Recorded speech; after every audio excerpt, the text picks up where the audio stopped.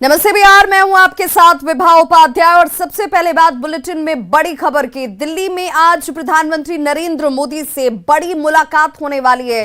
आज 11 बजे का वक्त है जब प्रधानमंत्री नरेंद्र मोदी से प्रतिनिधिमंडल जातिगत जनगणना पर मुलाकात करने वाला है। जातिगत जनगणना पर पीएम से यह प्रतिनिधिमंडल मिलता हुआ नजर आएगा।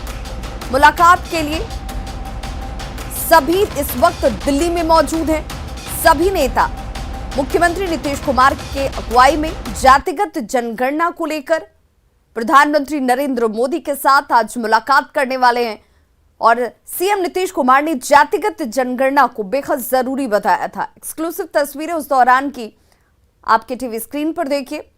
और जातिगत जनगणना को लेकर के ये मुलाकात बेहद खास हो जाती है, बेहद महत्वपूर्ण हो जाती है, जिसे लेकर बार बार नीतीश कुमार ने कहा है कि वास्तविक तौर पर विकास सभी लोगों का हो पाए, इसके लिए जातिगत जनगणना जरूरी है। किस जाति की क्या संख्या इस वक्त है, उसके आधार पर उसका प्रतिनिधित्व हो, उसका विकास हो, उस तक योजनाएं पहुंच सके।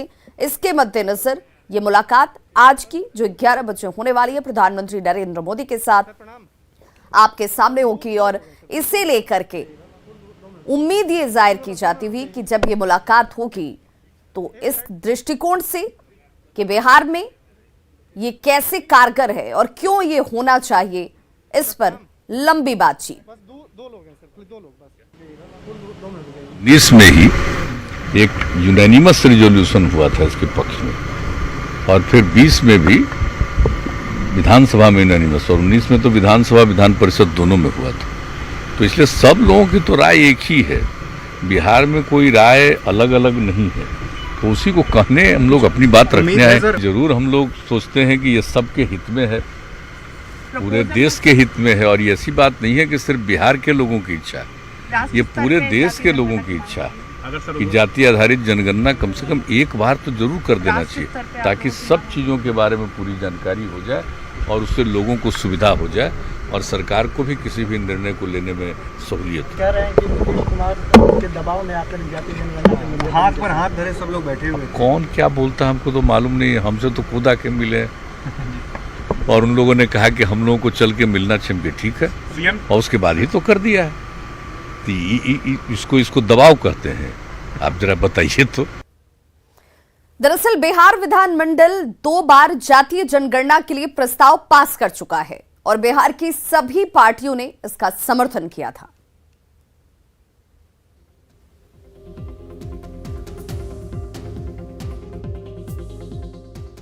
तेईस अगस्त को जातीय जनगणना पर दिल्ली में बड़ी बैठक होगी। सीएम नीतीश कुमार के नेतृत्व में बिहार का 11 सर्वदलीय प्रतिनिधिमंडल दिन में 11 बजे प्रधानमंत्री से मुलाकात करेगा। इन 11 सदस्यीय प्रतिनिधिमंडल में मुख्यमंत्री नीतीश कुमार के साथ साथ नेता प्रतिपक्ष तेजस्वी यादव भी शामिल हैं। इसके अलावा जेडीयू से शिक्षा मंत्री विजय चौधरी, बीजेपी से मंत्री जनक राम, हिंदुस्तानी अवाम मोर्चा से पूर्व मुख्यमंत्री जीतन राम मांझी, वीआईपी से मुकेश सहनी, कांग्रेस से विधायक दल के नेता अजीत शर्मा, भाकपा माले से महबूब आलम, एआईएमआईएम से अख्तरुल ईमान, सीपीआई विधायक दल के नेता सूर्यकांत पासवान और सीपीएम से अजय कुमार 11 सदस्यीय प्रतिनिधिमंडल के हिस्सा हैं।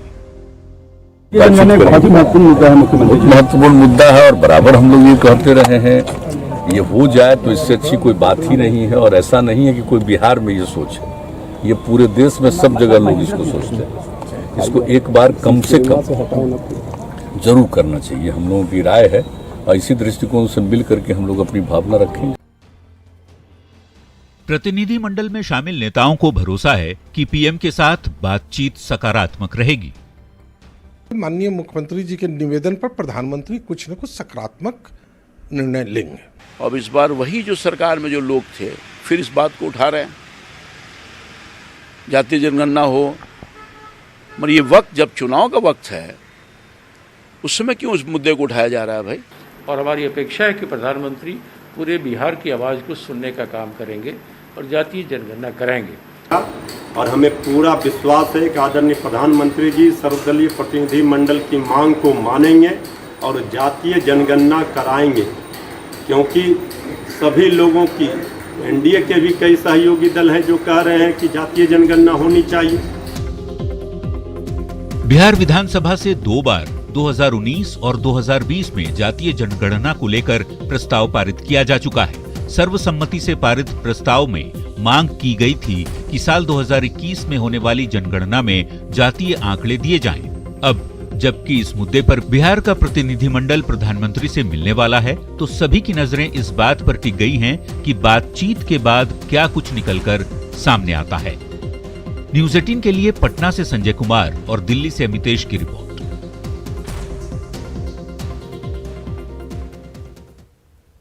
आरजेडी के महाभारत में हर रोज नया मोड़ आ रहा है। तेज प्रताप यादव ने इस बार रामधारी सिंह दिनकर की कविता को सोशल मीडिया पर शेयर कर इस लड़ाई को एक कदम और आगे बढ़ा दिया। तेज प्रताप ने कविता के जरिए एक बड़ी चेतावनी दी है। पर कार्रवाई नहीं होगा तब तक हम पार्टी के किसी भी गतिविधि में शामिल नहीं होंगे। ये यादव आकर के कौन हमको रोकने वाला? अपने बागी तेवर और अनोखे रंग ढंग के लिए चर्चित लालू यादव के बड़े बेटे तेज प्रताप यादव एक बार फिर बगावत के मूड में हैं। तेज प्रताप ने आरजेडी प्रदेश अध्यक्ष जगदानंद सिंह और तेजस्वी यादव के सलाहकार संजय यादव के खिलाफ तो पहले ही मोर्चा खोल रखा है, और जब तेज प्रताप को इस लड़ाई में अपने भाई तेजस्वी यादव का साथ नहीं मिला तो वे उनसे भी नाराज बताए जा रहे हैं। तेज प्रताप यादव ने रामधारी सिंह दिनकर की कविता को सोशल मीडिया पर शेयर कर आरजेडी की इस अंदरूनी लड़ाई को और ज्यादा तेज कर दिया है। तेज प्रताप ने दुर्योधन को दी गई कृष्ण की चेतावनी के जरिए कड़ा मैसेज देने की कोशिश की है।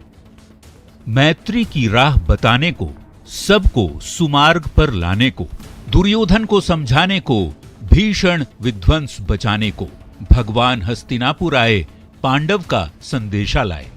2 न्याय अगर तो आधा दो, पर इसमें भी यदि बाधा हो तो दे दो केवल 5 ग्राम, रखो अपनी धरती तमाम। हम वहीं खुशी से खाएंगे, परिजन पर असी न उठाएंगे। दुर्योधन वह भी न दे सका, आशीष समाज की ले न सका। उल्टे हरि को बांधने चला, जो था असाध्य साधने चला। जब नाश मनुज पर छाता है, पहले विवेक मर जाता है। हरि ने भीषण हुंकार किया, अपना स्वरूप विस्तार किया। डगमग डगमग दिग्गज डोले, भगवान कुपित होकर बोले, जंजीर बढ़ाकर साध मुझे, हां दुर्योधन बांध मुझे। तेज प्रताप यादव ने रामधारी सिंह दिनकर की इस कविता को लोकसभा चुनाव 2019 में भी सोशल साइट पर शेयर किया था। तब तेज प्रताप अपने 2 चहेतों के लिए जहानाबाद और शिवहर सीट चाह रहे थे। लोकसभा चुनाव के परिणाम बताते हैं कि तेज प्रताप यदि अपने कैंडिडेट नहीं उतारे होते तो जहानाबाद सीट आरजेडी के खाते में चली जाती और लोकसभा में आरजेडी का कम से कम 1 सदस्य जरूर पहुंचता। 2019 लोकसभा चुनाव में आरजेडी को खाता खोलने से रोकने वाले तेज प्रताप यादव इस नई जंग में किस किस को नुकसान पहुंचाते हैं, ये देखना दिलचस्प होगा। Bureau report, news 18। केंद्रीय मंत्री पशुपति कुमार पारस आज पटना आ रहे हैं और उनके स्वागत के लिए पटना में पोस्टर्स लगाए गए हैं और उनके जोरदार स्वागत की तैयारियां की गई हैं। पहले जेडीयू अध्यक्ष ललन सिंह और फिर केंद्रीय मंत्री आरसीपी सिंह का स्वागत हुआ और अब पशुपति कुमार पारस के समर्थक उनके स्वागत की तैयारी में हैं और ये पोस्टर्स पटना की सड़कों पर आपको होर्डिंग्स के जरिए नजर आ जाएंगे। बिहार में गंगा समेत दूसरी नदियों का जलस्तर घटा है, लेकिन लोगों की परेशानी कम नहीं हुई। सरकार और प्रशासन की तरफ से राहत और बचाव के कार्य लगातार जारी हैं। तटबंधों की मरम्मत की जा रही है, लेकिन कई इलाकों में लोगों को मदद का अब भी इंतजार है।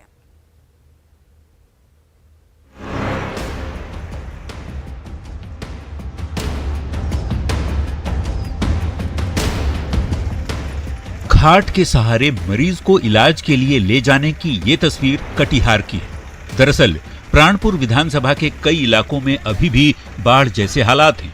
ऐसे में नाव नहीं होने के कारण मरीज को घाट के सहारे इलाज के लिए अस्पताल लाया गया। क्लिनिक से आ रहे थे, बच्चा रात से सीरियस था, उसको लेके गए थे और उसी क्लिनिक से आ रहे थे। नाव देखिए ना, आप लोग तो सही मतलब पहुंच गए सही टाइम में। नाव नहीं रहने के कारण आज इतना परेशानी होना पड़ा। अरे नाव अगर दे देता सीओ प्राणपुर तो हम लोग को दिक्कत नहीं होता। अगर कल हो के कुछ होगा ना बच्चा को तो ये प्रशासन दोषी होगा। छपरा के दिघवारा अस्पताल के चारों तरफ भी बाढ़ का पानी जमा है, जिससे मरीज के साथ साथ स्वास्थ्य कर्मियों को भी दिक्कतों का सामना करना पड़ रहा है। अस्पताल में पानी भर जाने से इमरजेंसी किसी तरह हम लोग बहाल करके रखे हुए हैं।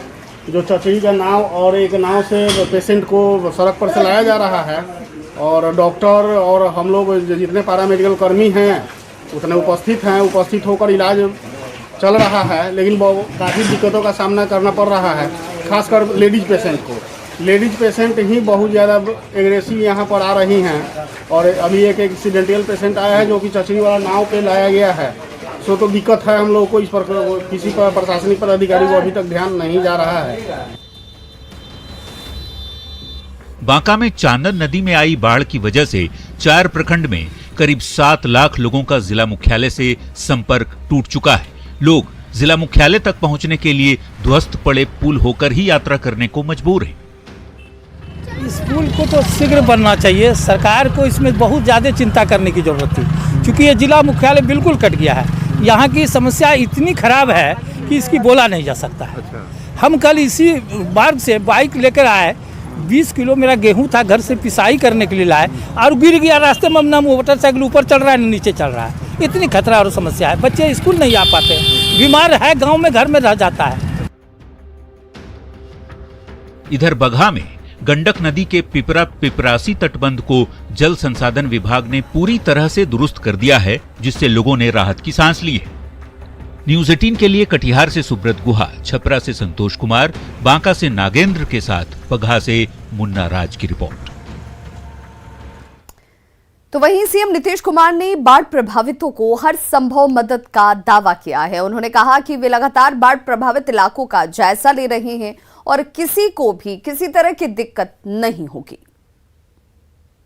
बिहार में तो 2 राउंड में, एक बार तो इस बार बहुत समझ लीजिए कि शुरू में ही हो गया और दोबारा इस बार इस समय, तो इस तरह से करके कुल मिला करके कुल देखिएगा तो दोनों तरफ से मिला करके जो जून महीने का और इस समय तक का मिला करके करीब 27 जिला प्रभावित हुआ और उसके कई ब्लॉक और उसमें कई पंचायत और आबादी भी 50 लाख से ज़्यादा आबादी प्रभावित हुई है।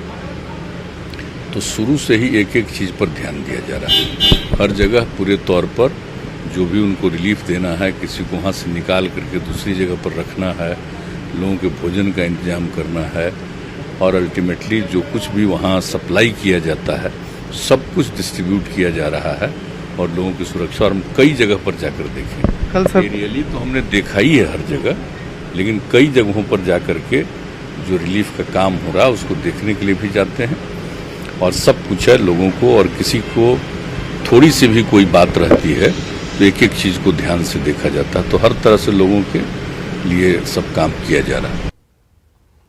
बेहटा में अपराधियों ने घर में तोड़फोड़ की और हत्या की नीयत से फायरिंग की गई, जिसकी तस्वीरें सीसीटीवी कैमरे में कैद हो गई। ये तस्वीरें आपके टीवी स्क्रीन पर इस वक्त देखिए किस तरीके से यहां पर तोड़फोड़ की जा रही है, फायरिंग तक की गई। घटना सदीसोपुर की बताई जाती है और बताया जा रहा है कि आपसी विवाद में कुछ युवकों ने छोटू सिंह के घर में घुसकर जमकर तोड़फोड़ की। पहले कैंपस में तोड़फोड़ की जाती है और उसके बाद फायरिंग शुरू कर दी गई। घर के लोगों ने किसी तरह से अपनी जान बचाई है। युवकों ने खिड़की से भी फायरिंग की और इस दौरान काफी देर तक दहशत का माहौल बना रहा। वो सब आया था, हम यहाँ पर काम करते हैं, यहाँ पर खड़ी थे, अभी बाबा आ ही रहे थे तो वो सब आया तो वहाँ छोटी बिया खड़ी थे तो वहाँ से मारा छोटी बिया के तो छड़वा से नोखिलवा से लगा हमारा यहाँ तो फट गया। तो फिर उतने में भागे लगे तो पीछे से हमारा 5-6 पैप मारा लोहा वाला से और घुसते घुसते में मारा लगा, पूरा गेट उट पर पीटे लगा। उसके बाद फिर अंदर की हम लोग तो पूरा फायरिंग करने लगा। कैमूर के डरहक मध्य विद्यालय के हेडमास्टर हरिदास शर्मा को बिहार से राष्ट्रीय शिक्षा पुरस्कार के लिए चयनित किया गया है। पूरे देश में 44 शिक्षकों को ये पुरस्कार दिए जा रहे हैं। हरिदास शर्मा को इस उपलब्धि पर जिले के शिक्षकों ने सम्मानित किया। राष्ट्रीय शिक्षा पुरस्कार के लिए 72 शिक्षकों ने प्रेजेंटेशन में भाग लिया था। हरिदास शर्मा ने बच्चों को ऑनलाइन पढ़ाई से जोड़ने के लिए अपने वेतन से टीवी खरीदा था।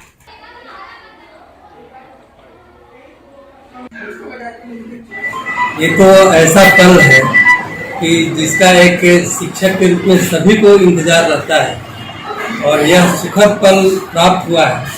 अब इसकी व्याख्या शब्दों से नहीं की जा सकती है, बस अंतर्मन से इसकी अनुभूति की जा सकती है। कुछ और खबरों के साथ जल्द होंगे वापस, बने रहिए हमारे साथ।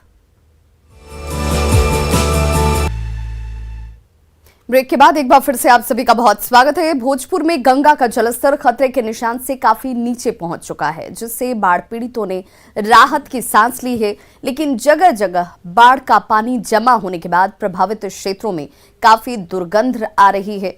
क्षेत्र में संक्रमण के साथ साथ महामारी फैलने की भी संभावना बढ़ गई है। घर के आसपास जमे पानी और गंदगी से किसी बड़ी महामारी की आशंका से लोग डरे सहमे हुए हैं। हालांकि संभावित महामारी के फैलने से रोकने के लिए स्वास्थ्य विभाग की ओर से अभी तक किसी तरह का प्रयास नजर नहीं आ रहा। बाढ़ प्रभावित क्षेत्रों में अभी तक ब्लीचिंग पाउडर का छिड़काव नहीं किया गया, जिससे बाढ़ पीड़ित इस वक्त बेहद परेशान हैं। बड़हरा के सिन्हा पंचायत का जायजा लिया संवाददाता हिमांशु प्रवीण ने। बाढ़ का सितम झेलने के बाद अब भोजपुर के बड़हरा प्रखंड के कई ऐसे गांव हैं जहां पानी कम होने के बाद महामारी फैलने की आशंका है। लोग भयभीत हैं कि पानी तो कम हो गया, लेकिन उसके वजह से जो गंदगी फैली है, जो कीचड़ हुआ है, जो गंदगी फैली है, उससे कई तरह की बीमारियां फैल सकती है। अब इसको लेकर लोगों में भय व्याप्त है। फिलहाल अभी तक जो है बाढ़ के दौरान राहत तो कई जगह पहुंची, लेकिन उसके बाद का जो उपाय होना चाहिए था, ब्लीचिंग पाउडर का छिड़काव या अन्य जो प्रिकॉशन लेने चाहिए थे, वो प्रखंड प्रशासन के द्वारा अभी तक नहीं लिए गए हैं, जिसकी वजह से लोग महामारी के डर से परेशान। हमारे साथ मौजूद हैं कुछ लोग जो बताएंगे कि बाढ़ का पानी खत्म हुआ, उसके बाद अब महामारी का डर सता रहा है। अब डर लग रहा है महामारी का। जी, अभी तो पानी निकल गया है, क्योंकि अभी हम लोग यहाँ आप देख सकते हैं कि इतना पानी अभी फैला हुआ है।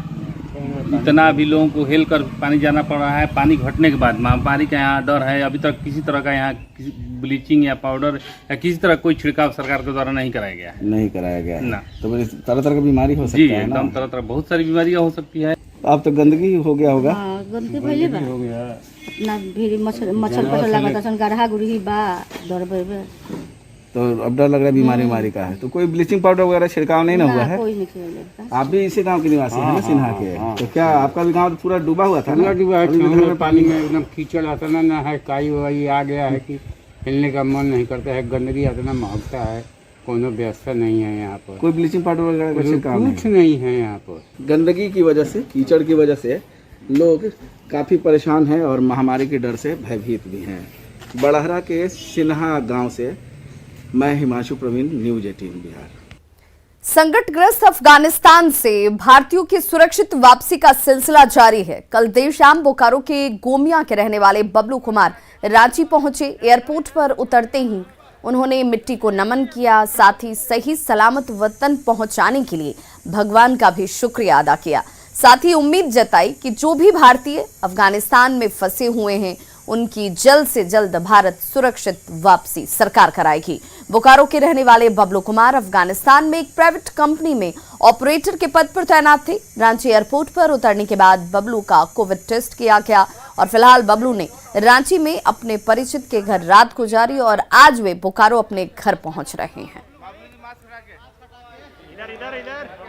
भारत सरकार तो सहयोग किए ही हैं, लेकिन उसके बाद तालिबान वाला भी हम लोग को एयरपोर्ट के अंदर घुसाने के लिए सहमत किए।